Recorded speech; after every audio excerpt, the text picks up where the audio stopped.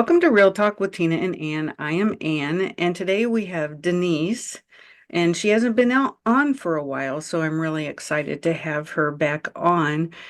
A lot's happened since the last time you and I have been on together, and we actually got to meet in person. Our families got to actually hang out a little bit together, and you got to meet my kids, and I got to meet one of yours. It was a fun day. It was really fun. So exciting to be able to see you in person versus the computer. Yeah, yeah. Yeah, it really does make a difference to actually see each other in person. Mhm. Tina will be back and we will have our regular episodes soon. I love who I am today. I Mhm. love how I feel. I love how the journey behind me has shown how strong I am, but also how much who I was hidden behind fear for years and Yeah. years.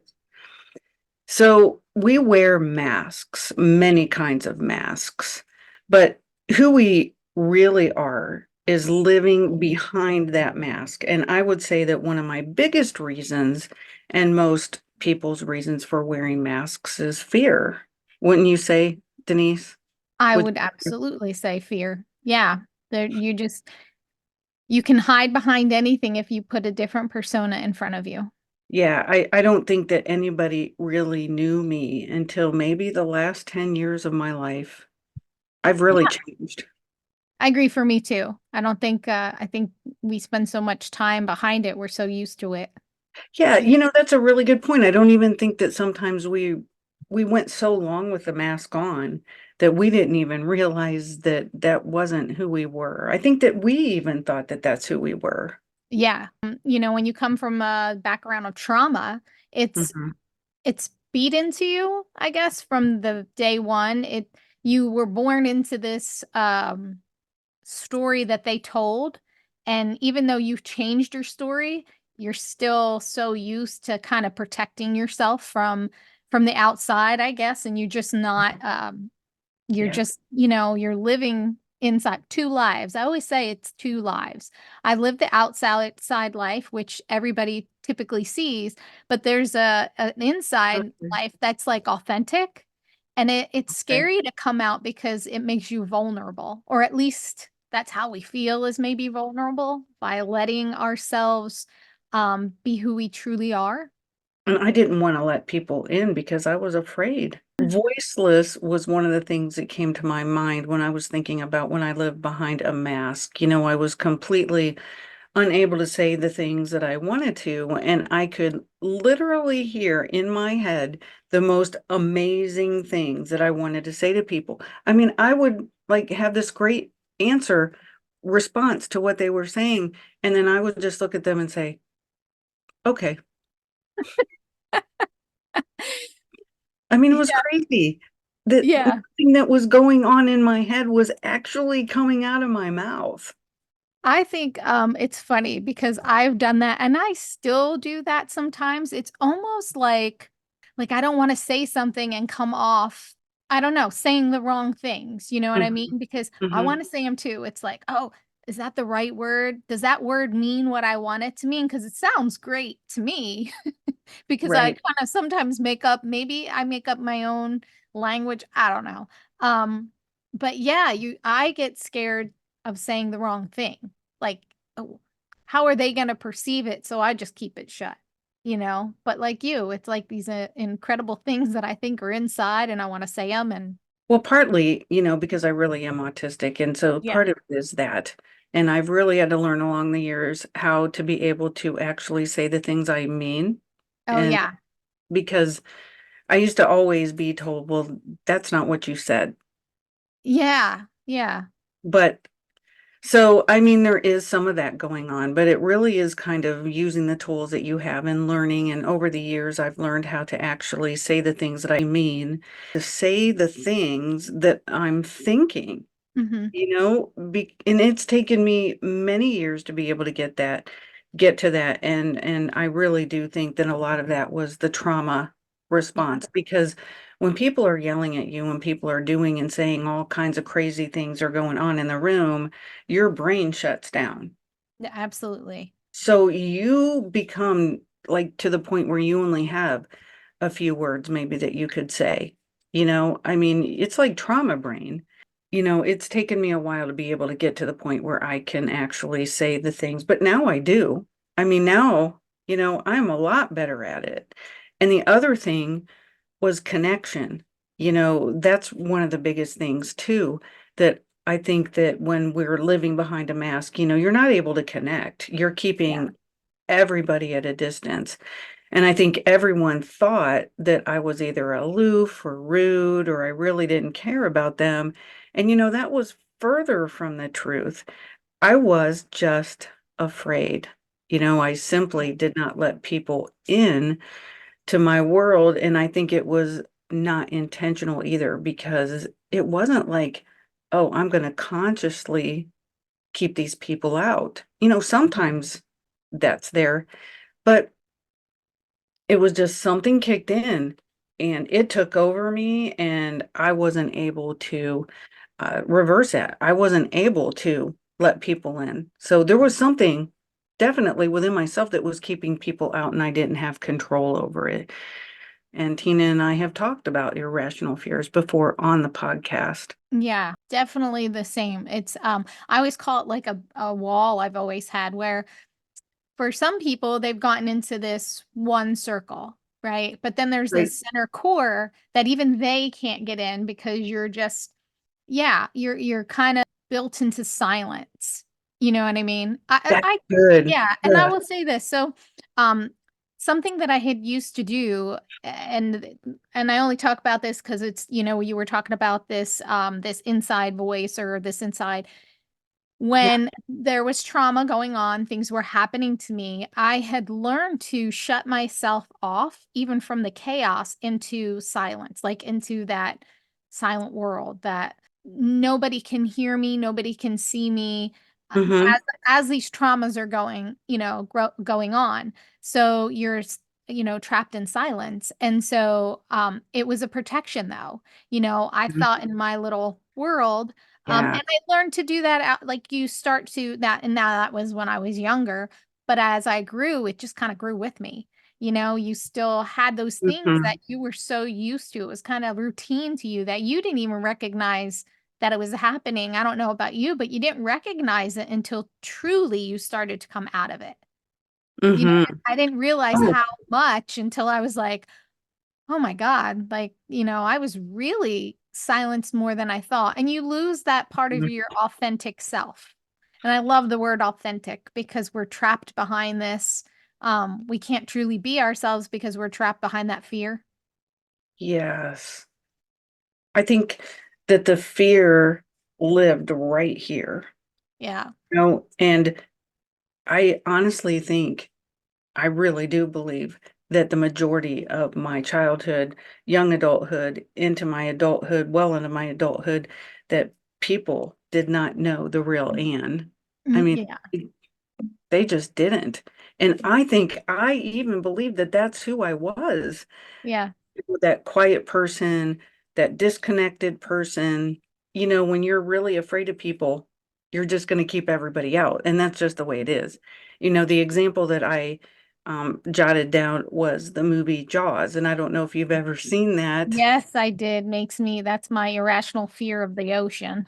Yes. But I've always been really afraid of sharks because of Me that too. movie. Yes, yeah. I, I saw it young. Yeah, well, me too.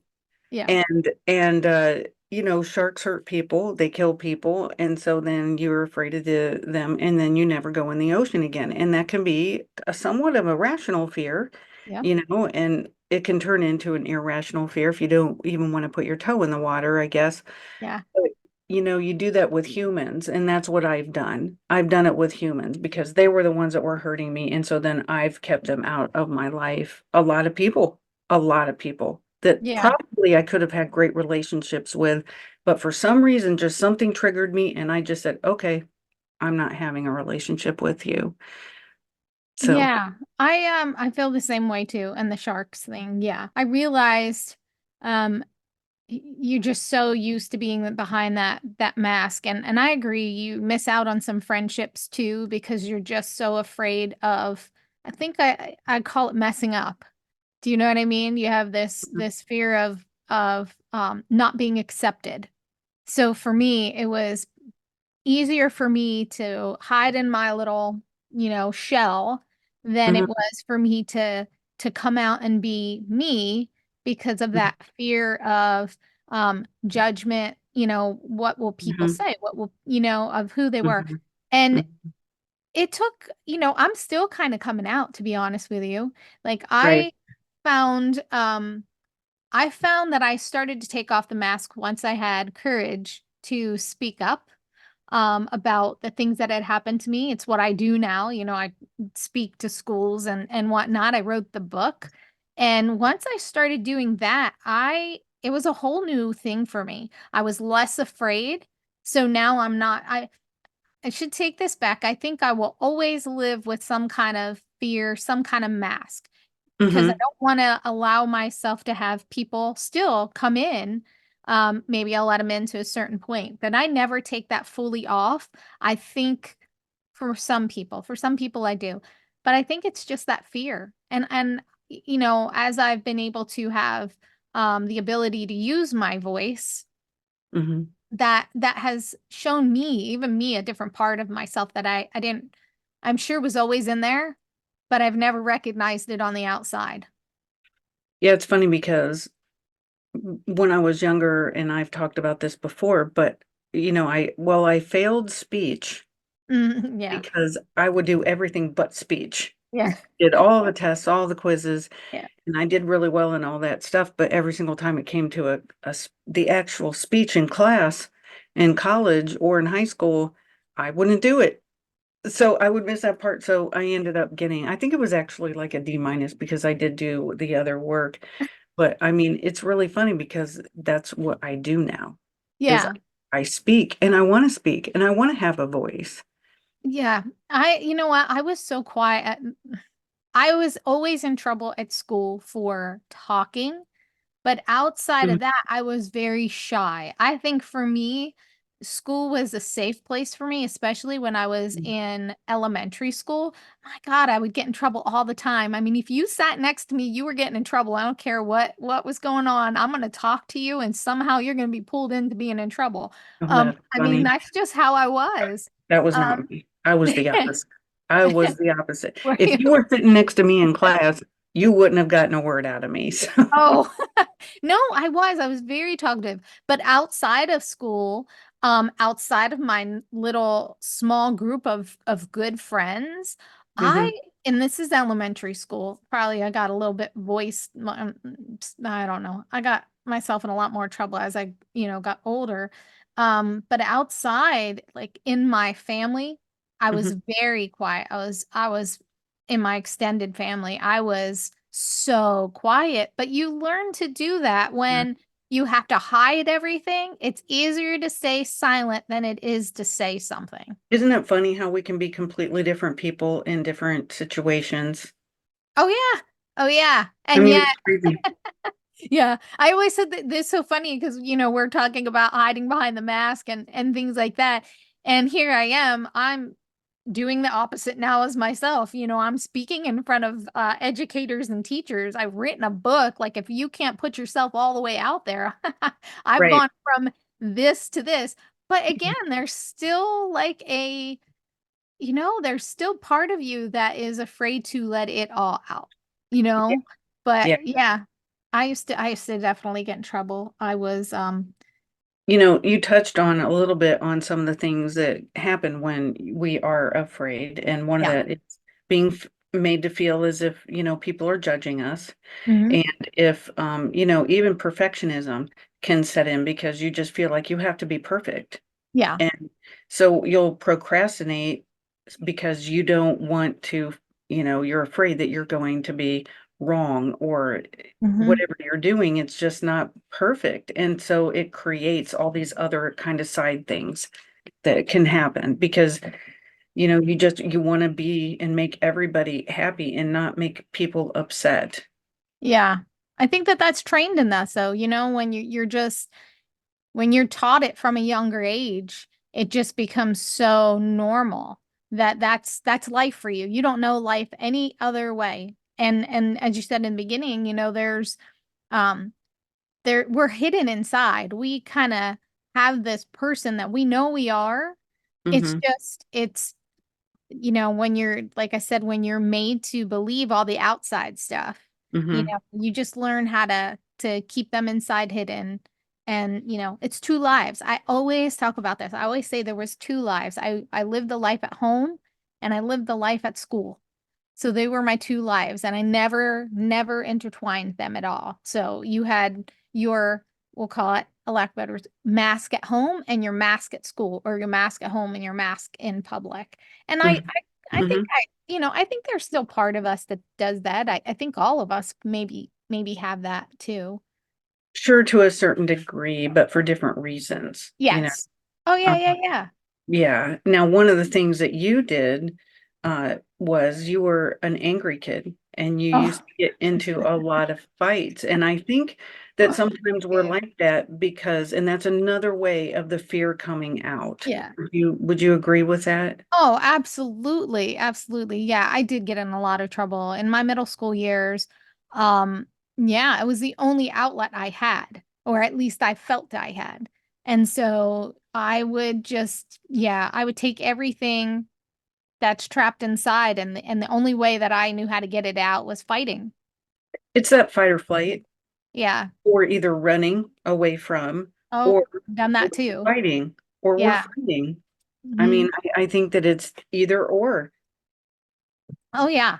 I mean, it's funny because a lot of people now, when I tell them, the trouble I was in, like I'm a different person now because obviously I'm an adult, and as I've grown older and faced a lot of the silence, and now that I'm talking, if I say to a friend that knows me now, oh my God, in middle school, like I tell people now and I'm like, oh my gosh, yeah, in middle school. I mean, this is embarrassing, but I'll say this, my yearbook, and I just found one. I don't have a lot of stuff from when I was growing up, but I found the yearbook, and in the back, everybody's writing, "Hey, would you go beat this girl up for me? Would you go beat this person up for me?" And like I literally back then, it was my outlet. So I was like, "Sure, I'll do it. Sure, I'll do it."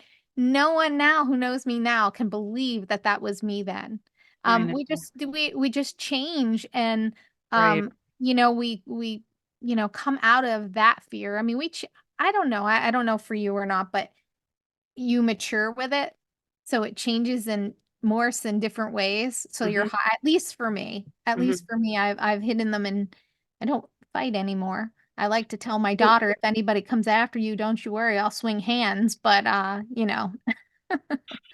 Yeah, it went into needing to numb for me, and I um, started drinking all the time. I mean, day and night. It got to the point where I was waking up drinking and going to bed drinking, and I started when I was 11 and I stopped about when I was 30. But I think that that really was what helped me be able to be more of me in a weird way. And I'm not telling people to drink because it was a different version of me that I thought was me. Still wasn't me. But yeah. I thought, because I could be more fun, I was able to open up a little bit more. But all it did was kind of let my defenses come down a little bit more, but I still wasn't who I should have been. Yeah, I think I was probably similar where I drank too in middle school.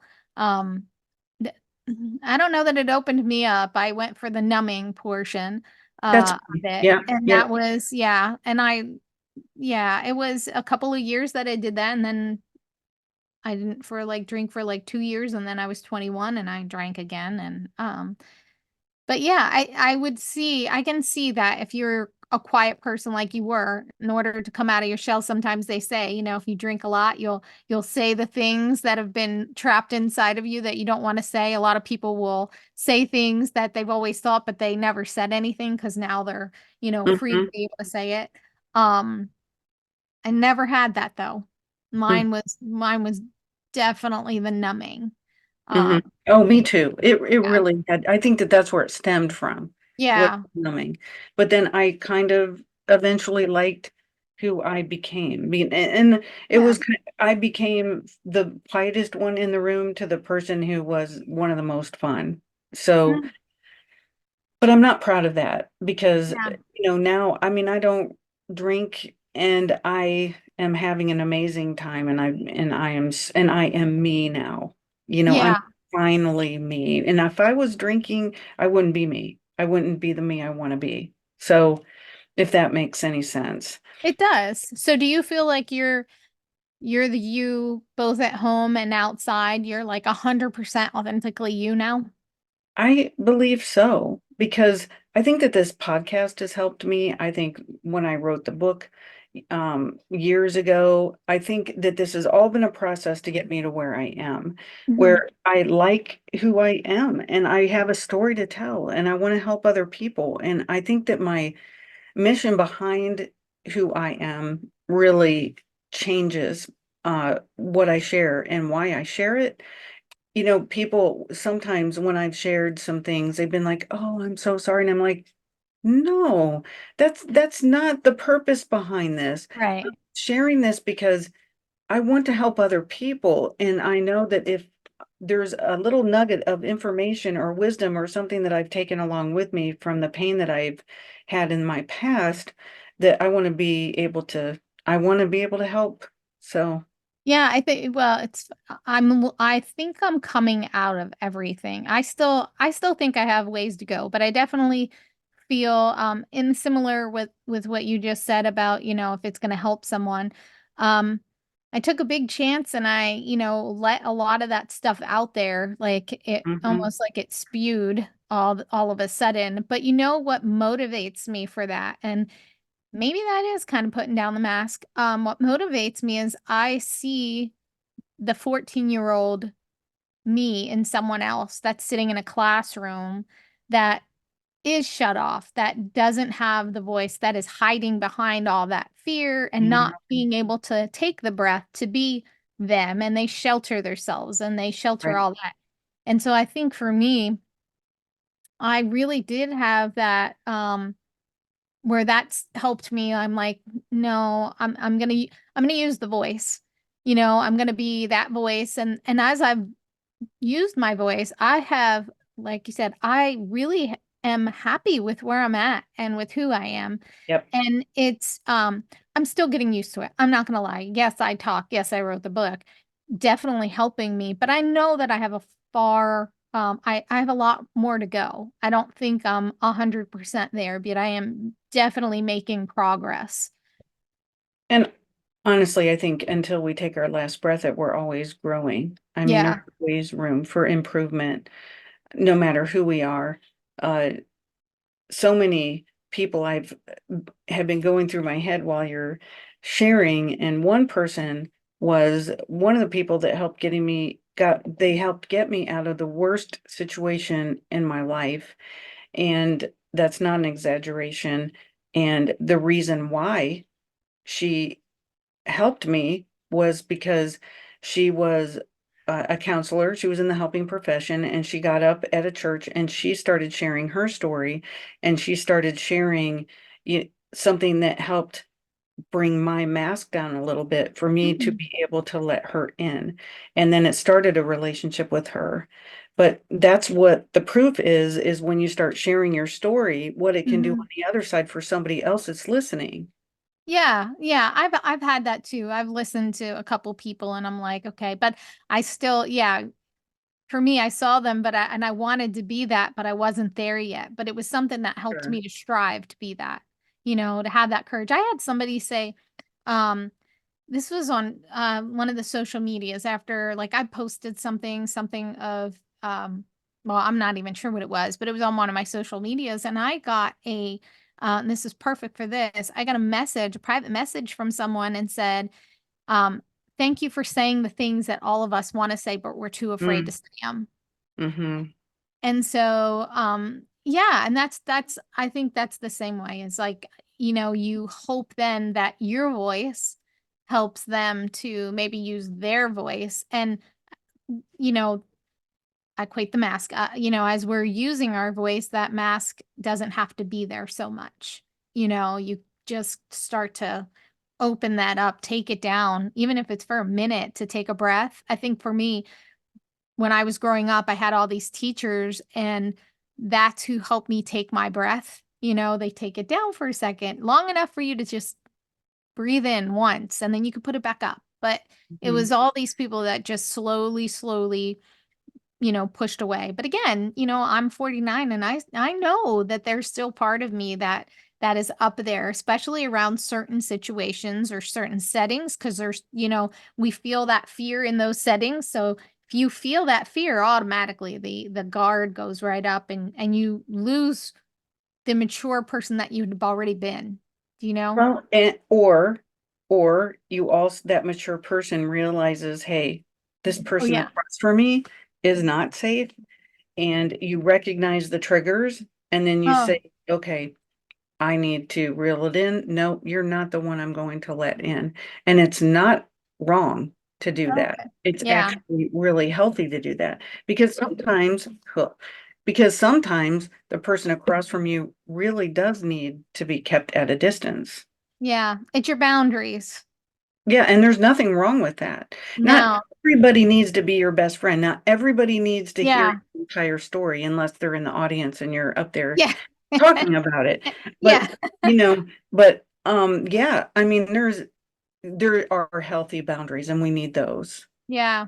I think a lot of times too is when you find your small circle of people, that's when you're most comfortable, and Mhm. that's where you learn how to be you, because those small people, the small circle, like I call them a smirkle, small circle. I call 'em Yeah, my circle of friends, yeah, and I definitely feel the most comfortable with them.